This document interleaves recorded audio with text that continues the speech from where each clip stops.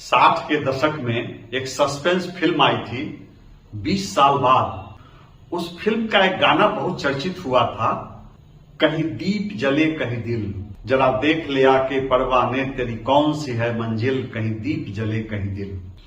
आज जब नीतीश मंत्रिमंडल का विस्तार हो रहा है, 41 दिनों के इंतजार के बाद जब भारतीय जनता पार्टी और जनता दलियों के विधायक और विधान पार्षद मंत्री पद की शपथ ले रहे हैं, तो शपथ लेने वाले और शपथ लेने से वंचित रह गए नेताओं के ऊपर यह गाना अक्षरशः चरितार्थ हो रहा है, कहीं दीप जले कहीं दिल। मैं अपने दर्शकों को बता दूं कि कल मुजफ्फरपुर में एक पारिवारिक आयोजन में राजनेताओं की जमघट लगी थी। वहां भावी मंत्रियों को बधाई दी जा रही थी और सिर्फ मंत्री पद की ही बधाई नहीं दी जा रही थी, बधाई देने वाले यह भी कह रहे थे कि आपको पथ निर्माण मंत्री बनाया जा रहा है। लेकिन आज जब शपथ ग्रहण करने वाले नेताओं की सूची आई तो माननीय पूर्व मंत्री महोदय और उनके समर्थकों के चेहरे उड़ गए। मैं नाम नहीं बताऊंगा, नाम आप समझ गए होंगे। ये कोई बड़ी बात नहीं है। राजनीति में कभी लोग जीतते हैं, कभी हारते हैं, कभी मंत्री बनते हैं, कभी मंत्री बनते बनते रह जाते हैं। आज मैं मंत्रिमंडल विस्तार पर पूरी स्टोरी लेकर आया हूं। नमस्कार, मैं हूं विवेश त्रिवेदी और आप देखना शुरू कर चुके हैं जनता चौक लाइव। आप मेरे साथ अंत तक बने रहिए।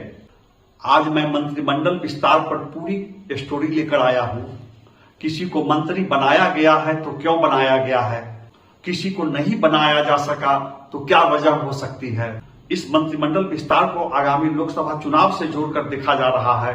कुछ लोग इसे आगामी बिहार विधानसभा चुनाव से भी जोड़कर देख रहे हैं। राजनीतिक समीक्षक इसे जातीय दूरबीन लगाकर भी देख रहे हैं। मैं हर एंगल से इसकी व्याख्या करूंगा। आप मेरे साथ अंत तक बने रहिए। आगे बढ़ने से पहले कृपया इस वीडियो को लाइक कीजिए और इसे अधिक से अधिक शेयर कीजिए। मेरे चैनल जनता चौक लाइव को सब्सक्राइब कीजिए ताकि मैं उन दर्शकों तक पहुंच सकूं जो अब तक मेरी खबर नहीं देख पा रहे हैं। आप अपने टीवी चैनल पर देख रहे होंगे कि कौन कौन मंत्री शपथ ले रहे हैं, किन किन नेताओं को राजभवन में पद और गोपनीयता की शपथ दिलाई जा रही है। मैं बारी बारी से मंत्रियों का नाम लेते हुए उनकी पृष्ठभूमि बता देता हूं आपको, और क्या वजह हो सकती है उनको मंत्री बनाने की, मैं ये भी आपको बताऊंगा। सबसे पहले मैं जनता दलियों कोटे से मंत्री बनाए गए नेताओं के बारे में बता दूं। सबसे पहला नाम अशोक चौधरी। अशोक चौधरी इससे पहले भी नीतीश मंत्रिमंडल में कद्दावर मंत्री होते थे। अब जबकि संजय झा को राज्यसभा भेज दिया गया है तो बिहार सरकार में विजय चौधरी के साथ अशोक चौधरी नीतीश कुमार के दाएं बाएं हाथ कहलाएंगे। हाल के दिनों में अशोक चौधरी नीतीश कुमार के सर्वाधिक करीबी, सर्वाधिक विश्वास पात्र के रूप में देखे गए हैं। अशोक चौधरी कभी कांग्रेस नेता होते थे, वे बिहार प्रदेश कांग्रेस के अध्यक्ष भी रह चुके हैं। बाद में वे कांग्रेस छोड़कर जनता दलियों में आए और नीतीश कुमार के बेहद करीब हैं। आपको पता है कि अशोक चौधरी नीतीश कुमार के इतने करीब हैं कि वे तत्कालीन राष्ट्रीय अध्यक्ष ललन सिंह को आंख दिखा सकते हैं, उन्हें मुंह लगा जवाब दे सकते हैं। और उस लड़ाई का परिणाम क्या हुआ पूरा बिहार जानता है कि ललन सिंह को राष्ट्रीय अध्यक्ष पद से इस्तीफा देना पड़ा था। अशोक चौधरी जब मंत्री बनाए जा रहे हैं तो यह बात साफ हो गई है कि अब वे जमुई लोकसभा निर्वाचन क्षेत्र से जनता दलियों के प्रत्याशी नहीं होंगे। कल तक यह भी चर्चा चल रही थी कि अशोक चौधरी को जमुई से जनता दलियों का प्रत्याशी बनाया जाएगा और वे संसद में जाएंगे।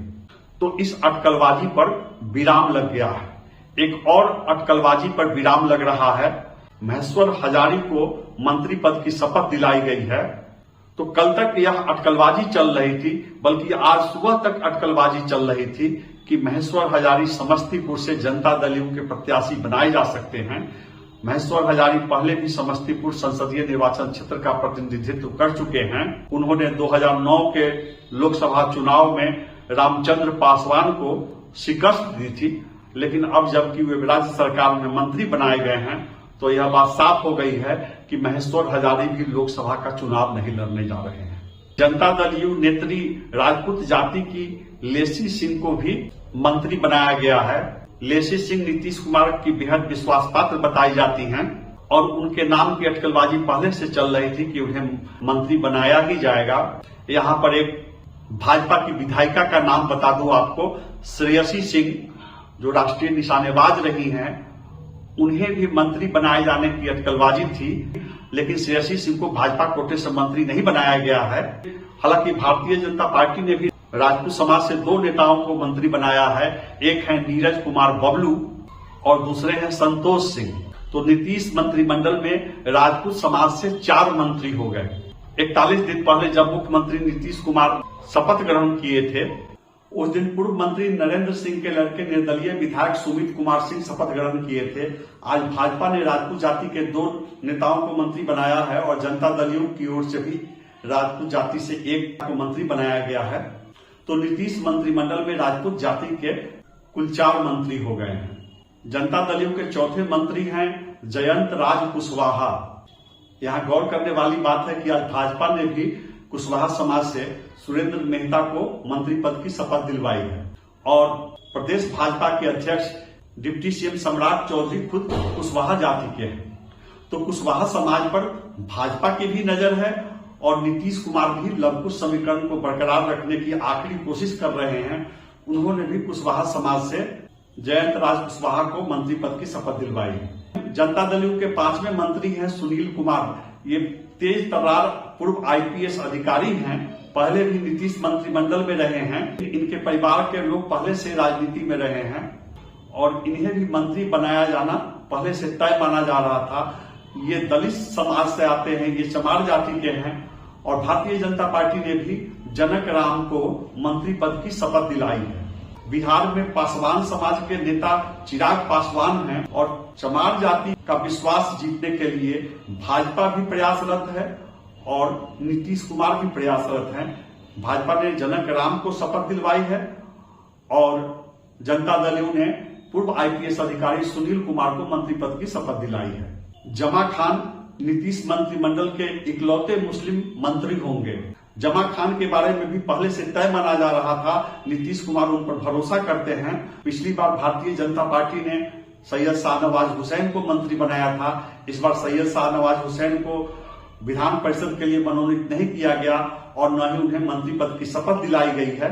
तो जमा खान नीतीश कुमार के और यूं कह लीजिए कि बिहार में एनडीए सरकार के सेकुलर चेहरा होंगे। धानुक जाति की शीला मंडल को एक बार फिर से मंत्री बनाया गया है। वे अति पिछड़ी जाति से हैं।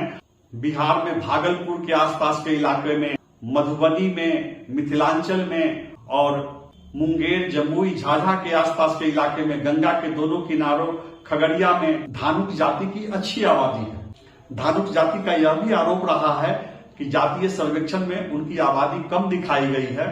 तो शीला मंडल को मंत्री बनाए जाने को आगामी लोकसभा चुनाव के समीकरण से जोड़कर देखा जा रहा है। नीतीश कुमार ने एक बार फिर से रत्नेश सदा को मंत्री पद की शपथ दिलवाई है। रत्नेश सदा पहले भी नीतीश मंत्रिमंडल में थे। ये मुसहर जाति के हैं। 41 दिन पहले जब नीतीश कुमार मुख्यमंत्री पद की शपथ लिए थे तो उस दिन पूर्व मुख्यमंत्री जीतन राम मांझी के लड़के को मंत्री पद की शपथ दिलाई गई थी। तो आप कह सकते हैं कि मुसहर समाज पर भाजपा की भी नजर है। भाजपा जीतन राम मांझी को साथ लेकर चल रही है और नीतीश कुमार ने एक बार फिर से रत्नेश सदा को मंत्री बनाया है। राज्य में मुसहर जाति की भी बड़ी आबादी है। जनता दलियों ने एक बार फिर से मदन सहनी को मंत्री बनाया है। ये मल्लाह जाति से आते हैं और मल्लाह सशक्त मतदाता होते हैं, सशक्त और मुखर वोटर माने जाते हैं। इनकी आबादी अच्छी खासी मानी जाती है और मुकेश सहनी खुद को मल्लाह के नेता के रूप में उभारने की कोशिश में लगातार लगे हुए हैं। इसकी भरपाई के लिए भाजपा भी सतर्क है। भाजपा ने दरभंगा के हरि सहनी को मंत्री बनाया है और नीतीश कुमार ने मदन सहनी को मंत्री बनाया है। तो आप समझ सकते हैं कि जनता दलियों और भाजपा मल्लाह जाति को लेकर कितनी संवेदनशील है, कितनी सतर्क है। अब मैं आपको भाजपा के मंत्रियों का नाम बताता हूं। भारतीय जनता पार्टी की अति पिछड़ी जातियों पर पैनी नजर है। राज्य की पूर्व डिप्टी सीएम रेणु देवी जो नूनिया जाति की हैं, उन्हें एक बार फिर से मंत्री बनाया गया है और माना जा रहा है कि रेणु देवी को कोई महत्वपूर्ण जवाबदेही दी जाएगी। पिछली बार रेणु देवी और तारकिशोर प्रसाद डिप्टी सीएम बनाए गए थे, लेकिन इस बार रेणु देवी को डिप्टी सीएम भले ही नहीं बनाया गया है, लेकिन उन्हें राज्य सरकार के मंत्री के रूप में कोई महत्वपूर्ण विभाग दिया जा सकता है। मंगल पांडे मंगल पांडे हाल में तीसरी बार बिहार विधान परिषद के लिए मनोनीत किए गए हैं। मंगल पांडे अब तक चुनाव लड़कर बिहार विधानसभा में नहीं आए हैं। बिहार भाजपा में जब सुशील मोदी की तूती बोलती थी, राधा मोहन सिंह की तूती बोलती थी, तो पहले से स्थापित ब्राह्मण नेताओं पर नियंत्रण के लिए उनके पैरेलल मंगल पांडे को उभारा गया था। मंगल पांडे की पहचान एक कुशल संगठनकर्ता के रूप में है। वे पहले बिहार भाजपा के अध्यक्ष रहे हैं और नीतीश मंत्रिमंडल में स्वास्थ्य मंत्री रह चुके हैं। ब्राह्मण जाति से दूसरा नाम है नीतीश मिश्र का। नीतीश मिश्र झंझारपुर के विधायक हैं। ये बिहार के पूर्व मुख्यमंत्री डॉक्टर जगन्नाथ मिश्र के लड़के हैं। ये पहले भी नीतीश कुमार के मंत्रिमंडल के सदस्य रह चुके हैं। पिछली बार भी इनके नाम की चर्चा थी, लेकिन इन्हें मंत्री नहीं बनाया गया था। भारतीय जनता पार्टी ने नीतीश मिश्र को मंत्री बनाकर मिथिलांचल की ब्राह्मण राजनीति को साधने का प्रयास किया है। नीतीश मिश्र की पहचान एक गंभीर और शालीन नेता की रही है और माना जा रहा है कि दरभंगा से सहरसा तक भारतीय जनता पार्टी को नीतीश मिश्र को मंत्री बनाने का लाभ मिल सकता है। भाजपा के तीसरे मंत्री हैं नीरज कुमार बबलू। ये राजपूत जाति के हैं और पहले से ही तय माना जा रहा था कि नीरज कुमार बबलू मंत्री बनाए जाएंगे। नीरज कुमार बबलू ने कभी आनंद मोहन के साथ अपनी राजनीतिक कैरियर की शुरुआत की थी। नीरज कुमार बबलू एक मुखर नेता हैं और एक जुझारू राजपूत नेता के रूप में उनकी पहचान रही है। तो पहले दिन के शपथ ग्रहण समारोह में कोई बड़ा नाम राजपूत जाति से नहीं था, इसलिए नीरज कुमार बबलू को मंत्री बनाने की बात पहले से तय थी। भाजपा के चौथे मंत्री हैं नितिन नवीन। ये पहले भी राज्य मंत्रिमंडल में रहे हैं। नितिन नवीन काष्ठ जाति के हैं। इनके पिता नवीन किशोर सिन्हा भी भाजपा के बड़े नेता होते थे। जब 2005 में नीतीश कुमार ने एनडीए के मुख्यमंत्री के रूप में शपथ ग्रहण किया था, तो उस समय नवीन किशोर सिन्हा विधायक थे, लेकिन उन्हें मंत्री नहीं बनाया गया था। कहा जाता है कि मंत्री नहीं बनाए जाने से नवीन किशोर सिन्हा को बहुत सदमा हुआ था, उन्हें झटका लगा था। तो राजधानी पटना में काष्ठ जाति की आबादी को देखते हुए नितिन नवीन को मंत्री बनाया गया है। इसके साथ यह बात भी साफ हो गई है कि नितिन नवीन पटना साहिब से लोकसभा क्षेत्र के प्रत्याशी नहीं होंगे। पटना साहिब से वर्तमान में रविशंकर प्रसाद भाजपा सांसद हैं।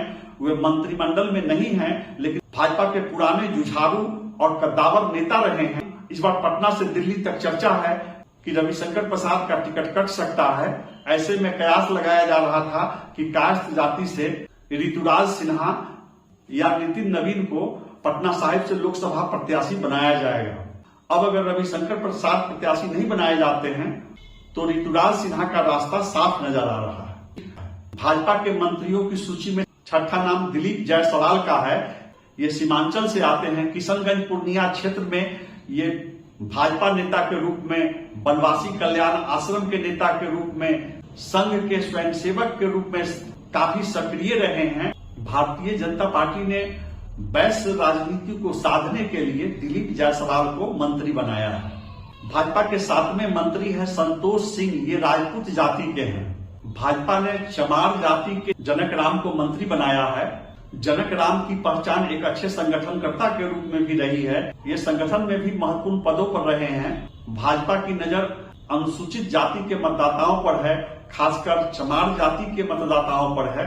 हाल तक इस बात की चर्चा थी कि जनक चमार को बिहार भाजपा का अध्यक्ष भी बनाया जा सकता है। अब जबकि जनक राम मंत्री बना दिए गए हैं, तो वे बिहार प्रदेश भाजपा के अध्यक्ष की दौर से अलग होते दिखाई दे रहे हैं। भारतीय जनता पार्टी ने कुढ़नी उपचुनाव में जीतकर आए केदार प्रसाद गुप्ता को मंत्री बनाया है।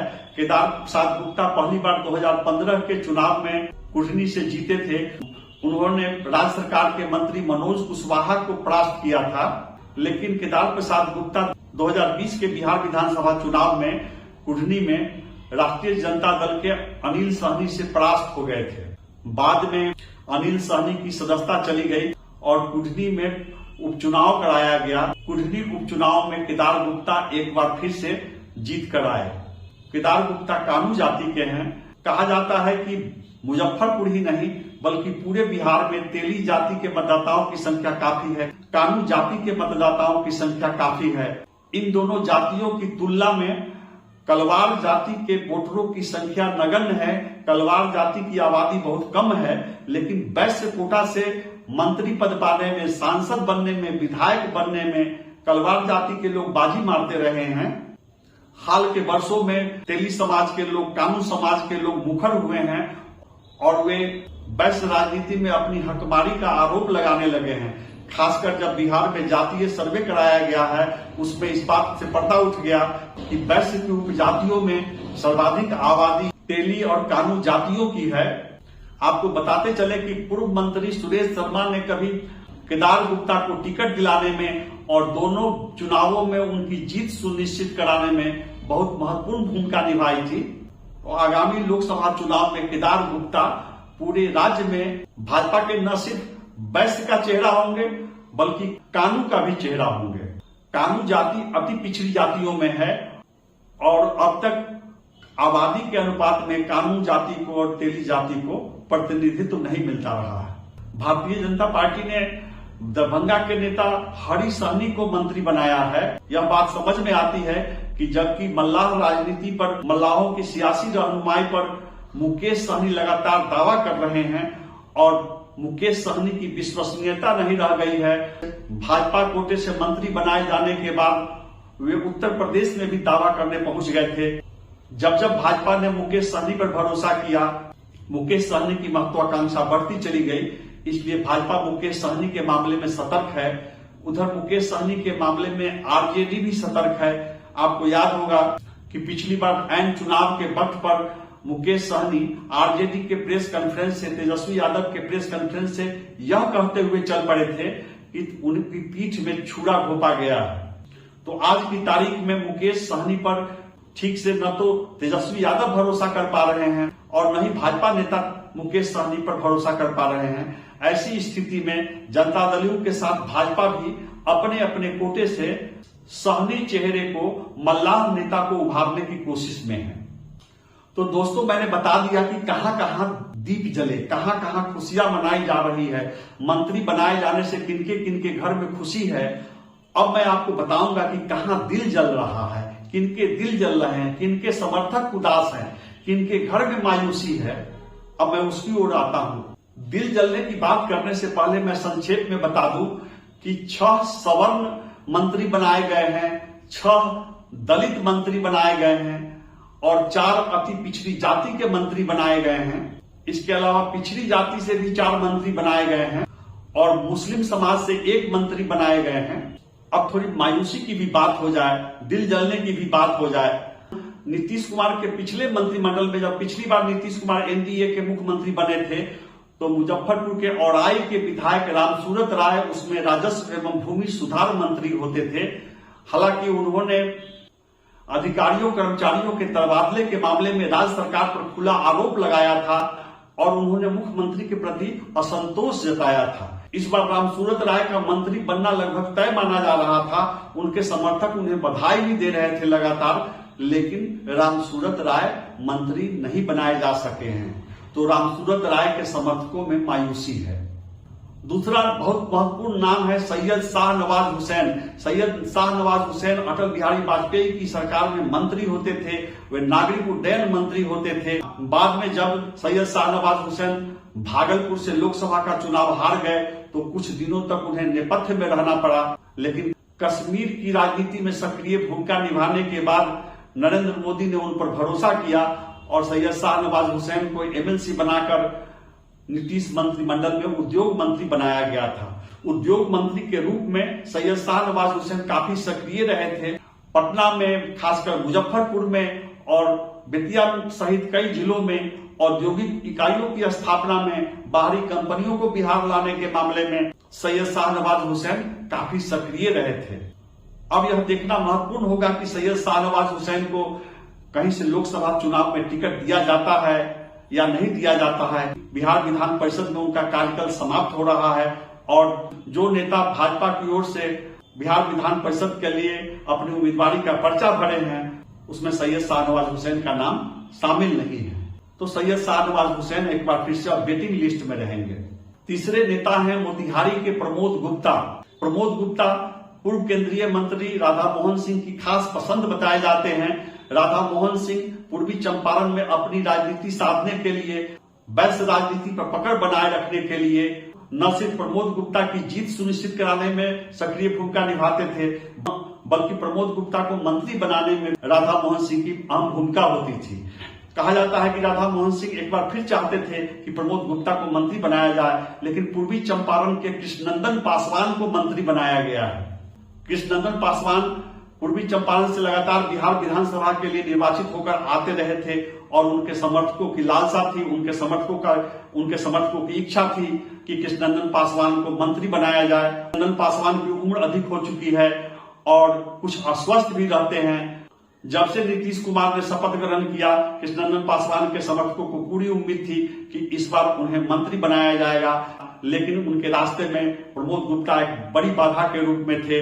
आखिर पूर्वी चंपारण से कितने नेताओं को मंत्री बनाया जाता, तो बैसकोटा से कुढ़नी के विधायक केदार गुप्ता को मंत्री बनाकर भाजपा ने कृष्णनंदन पासवान को मंत्री बनाया है। तो प्रमोद गुप्ता के समर्थकों में मायूसी है। एक और बहुत बड़ा नाम है, जाले के भाजपा विधायक हैं जीवेश मिश्रा। पिछली बार जब एनडीए की सरकार थी, जीवेश मिश्रा उसमें मंत्री होते थे। जीवेश मिश्रा 2 बार जाले से विधायक निर्वाचित हो चुके हैं। आजकल बिहार में भाजपा प्रत्याशियों के चयन के लिए, उनकी स्क्रूटनी के लिए जो एक कमेटी बनी हुई है, उस कमेटी में जीवेश मिश्रा भी सम्राट चौधरी का सहयोग कर रहे हैं। और आप जानना चाहते हैं कि जीवेश मिश्र को किसने मंत्री नहीं बनने दिया?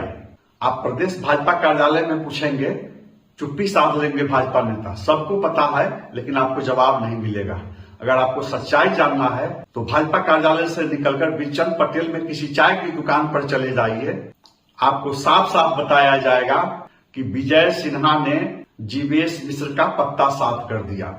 जीवेश मिश्रा के बढ़ते कद से विजय सिन्हा को खतरा महसूस हो रहा था।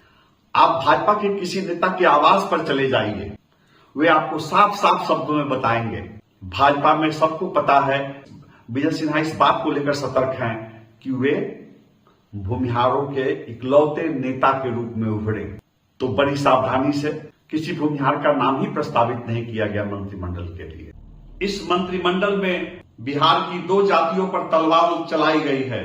यादवों का सफाया किया गया है और भूमिहारों का सफाया किया गया है। मैं आपको बता दूं कि आजादी के बाद से आज तक बिहार के किसी भी मंत्रिमंडल में भूमिहारों की ऐसी उपेक्षा, ऐसी अनदेखी नहीं की गई थी। आप पूछेंगे कि नीतीश मंत्रिमंडल में भूमिहार जाति के कितने मंत्री हैं?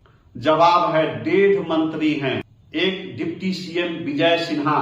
अब बिहार में भूमिहार जाति के लोग डिप्टी सीएम का झुनझुना लेकर घूमेंगे। आप सोच रहे होंगे कि मैं 1.5 क्यों कह रहा हूं। जो विजय चौधरी पूरे बिहार में भूमिहार जाति की खाल उड़कर चलते हैं, उनकी जाति पता लगाइए, जाकर सराय रंजन में, जाकर समस्तीपुर में पूछिए। लोग बताएंगे कि विजय चौधरी भूमिहार नहीं है। जो विजय चौधरी पूरे बिहार में भूमिहार की खाल उड़कर भूमिहार राजनेता कहलाते हैं, वे दरअसल दोगमिया हैं, वे भूमिहार नहीं हैं। आपको सराय रंजन के लोग बताएंगे, पूरे समस्तीपुर के लोग बताएंगे कि विजय चौधरी ब्राह्मण हैं। वैसे भी विजय चौधरी सिर्फ मुख्यमंत्री नीतीश कुमार के पीछे कैमरे में नजर आते हैं। अगर समस्तीपुर के अलावा बिहार के किसी जिले का आदमी यह सोच ले, चाहे वो भूमिहार हो या किसी जाति का हो, कि हम विजय चौधरी के पास जाएंगे और कोई काम हो जाएगा, किसी समस्या का समाधान हो जाएगा, तो वे मुगालते में रहेंगे। सुबह से इस बात की चर्चा थी कि वारसलीगंज की विधायक अरुणा देवी को मंत्री बनाया जा रहा है, लेकिन अंतिम समय में पता चला कि अरुणा देवी को शपथ ग्रहण के लिए नहीं बुलाया गया है। जहां तक यादव जाति की बात है, जिस दिन मुख्यमंत्री नीतीश कुमार ने शपथ ग्रहण किया था, उस दिन विजेंद्र प्रसाद यादव को मंत्री पद की शपथ दिलाई गई थी। वे नीतीश मंत्रिमंडल के इकलौते यादव मंत्री हैं। भाजपा कोटे से नंदकिशोर यादव बिहार विधानसभा के अध्यक्ष बनाए गए हैं। तो यह पहला मौका है जब बिहार मंत्रिमंडल में यादव जाति का सिर्फ एक मंत्री है। आप सोच रहे होंगे कि यादवों का सफाया क्यों हुआ है, भूमिहारों का सफाया क्यों हुआ है। दोनों के पीछे अलग अलग तर्क हैं। यादव जाति के लोग लालू प्रसाद और उनके परिवार को अपना नेता मानते हैं। यादव की पहचान उस जाति के रूप में है जो अपना वोट तो राजद को देते ही है, उनकी ये क्षमता है कि वे गांव में, समाज में बूथ पर मजबूती से मुस्तैद होते हैं, वे दबंग हैं, उनकी सामाजिक हैसियत है, आर्थिक हैसियत है और बूथ पर दबंगता से मौजूद होते हैं। वे यह भी तय करने की कोशिश करते हैं कि बूथ पर किस जाति के लोगों को सहजता से मतदान का मौका दिया जाए और किन किन जाति के लोगों को बूथ से दूर रखने की कोशिश की जाए। यही काम पहले कभी भूमिहार जाति के लोग करते थे। हालांकि आज भूमिहार जाति के लोगों की वो सामाजिक हैसियत नहीं रह गई, लेकिन भूमिहार जाति के लोग क्या करते हैं? भूमिहार जाति के लोग खुद को बुद्धिजीवी कहलाने का ढोंग रचते हैं। आप बात करेंगे, वे बताएंगे कि हम ऊपर देखते हैं, हमें देश बचाना है। तो भूमिहार जाति के लोग जिस प्रत्याशी या जिस पार्टी की मदद कर रहे होते हैं, उन्हें अपना वोट देते हैं। दबंगता से वे किसी दूसरे मतदाता को रोक नहीं सकते हैं मतदान से, लेकिन वे प्रेरक का काम करते हैं। वे सैलून में दाढ़ी बनवाते समय, चाय पान की दुकान पर नाश्ता करते समय सहजता से मीठी बोली बोलकर दूसरी जाति के लोगों को, उस प्रत्याशी को मतदान करने के लिए प्रेरित करते हैं, उस पार्टी को मतदान के लिए प्रेरित करते हैं जो उनकी पसंद के होते हैं। और खुलकर बोलूं तो आज की तारीख में बिहार में भूमिहार जाति के मतों का बहुत बड़ा हिस्सा सीधे एनडीए की झोली में जा रहा है। तो भाजपा निश्चिंत है भूमिहारों के मामले में कि हम इन्हें एक भी मंत्री नहीं बनाएं, फिर भी ये देश बचाने का ठेका लिए हुए हैं, ये वोट हमें देंगे, ये जाएंगे कहाँ? यादव इसलिए निशाने पर हैं कि वोट नहीं देंगे, और भूमिहार इसलिए उपेक्षित है कि ये तो देंगे ही, ये जाएंगे कहाँ? जो लोग दोगमिया समाज को नहीं जानते हैं, मैं उन्हें बता दूं कि समस्तीपुर, बेगूसराय के सीमावर्ती इलाकों में एक ऐसी जाति है जिनकी रिश्तेदारी ब्राह्मणों में भी होती है और भूमिहारों में भी होती है। उनके लड़कों की शादी भूमिहार समाज में होती है और वे लड़कियों की शादी ब्राह्मण परिवार में करते हैं। ऐसे परिवारों को दोगमिया कहा जाता है। ये दोगमिया जाति के लोग ब्राह्मण मतदाताओं के बीच जाते हैं तो खुद को ब्राह्मण नेता के रूप में पेश करते हैं, और जब वे भूमिहार नेताओं के दरवाजे पर जाते हैं तो खुद को भूमिहार नेता के रूप में पेश करते हैं। तो दोगमिया समाज से आने वाले विजय चौधरी की वजह से राज्य मंत्रिमंडल में भूमिहारों का कोटा घट गया है और जीवेश मिश्र भी मंत्री नहीं बन पाए हैं। मुजफ्फरपुर के एक और विधायक हैं पारू के अशोक कुमार सिंह। अशोक कुमार सिंह लगातार पारू से विधायक बनते आ रहे हैं। जब जब लोकसभा का चुनाव आता है, जब जब बिहार विधानसभा का चुनाव आता है, अशोक सिंह भाजपा के बड़े नेताओं को मंच से ही संबोधित करते हुए कहते हैं कि उन्हें अब राज्य मंत्रिमंडल में जगह मिलनी चाहिए। उनके समर्थकों को उम्मीद थी कि हो सकता है इस बार अशोक सिंह को मंत्री बनाया जाएगा, लेकिन अशोक सिंह मंत्री नहीं बन पाए हैं। यह संभव भी नहीं है क्योंकि संख्या तय है, विधायकों की संख्या के अनुपात में राज्य मंत्रिमंडल में मंत्रियों के पद कितने होंगे, ये उसकी एक सीमा है। एक सीमा से अधिक कोई भी मुख्यमंत्री अपने मंत्रिमंडल में मंत्री नहीं रख सकते हैं। इसलिए जाहिर सी बात है कि सबकी महत्वाकांक्षा की पूर्ति नहीं हो सकती है, सभी नेताओं के अरमान पूरे नहीं हो सकते हैं। तो कुल मिलाकर ये मंत्रिमंडल विस्तार लोकसभा चुनाव को ध्यान में रखते हुए किया गया है। इसमें मैथिल ब्राह्मण की राजनीति को साधने के लिए नीतीश मिश्र मंत्री बनाए गए हैं। कानकुब्ज ब्राह्मण की राजनीति को साधने के लिए मंगल पांडे मंत्री बनाए गए हैं। कुशवाहा समाज को साधने के लिए कुशवाहा जाति के मंत्री बनाए गए हैं। राजपूत जाति से 3 मंत्री बनाए गए हैं। और आज यह स्पष्ट हो गया है कि भाजपा का फोकस, जेडीयू का फोकस दलित समाज पर है, अति पिछड़ी जातियों पर है।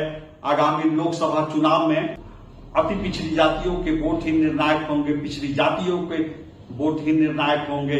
इसीलिए मंत्रिमंडल में रेणु देवी हैं, इसीलिए मंत्रिमंडल में शीला मंडल हैं, इसीलिए रत्नेश सदा को मंत्री बनाया गया है, जनक राम मंत्री बनाए गए हैं, कृष्णनंदन पासवान मंत्री बनाए गए हैं। तो आप कह सकते हैं कि यह एनडीए की सोशल इंजीनियरिंग है, भाजपा और जेडीयू की सोशल इंजीनियरिंग है। भाजपा की नजर राजपूत समाज पर है, ब्राह्मण समाज पर है, अति पिछड़ी जातियों पर है, खासकर मल्लाह जाति पर है, कानू समाज पर है। इस मंत्रिमंडल में 4-5 ऐसे नेता भी हैं जिन्हें लोकसभा चुनाव का भावी प्रत्याशी माना जा रहा था। भावी प्रत्याशियों की सूची में महेश्वर हजारी थे, अशोक चौधरी थे, नितिन नवीन थे।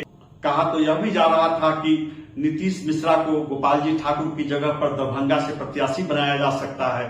पहले राज्यसभा की उम्मीदवारी के लिए मंगल पांडे के नाम की चर्चा थी, फिर बक्सर से लोकसभा उम्मीदवार के रूप में मंगल पांडे के नाम की चर्चा थी। आपसे अनुरोध है कि आप मेरे साथ बने रहिए। मैं ऐसे ही नवीनतम घटनाक्रमों पर आधारित रोचक जानकारियों के साथ खबरें और समाचार विश्लेषण लेकर आपके बीच आता रहूंगा। नमस्कार।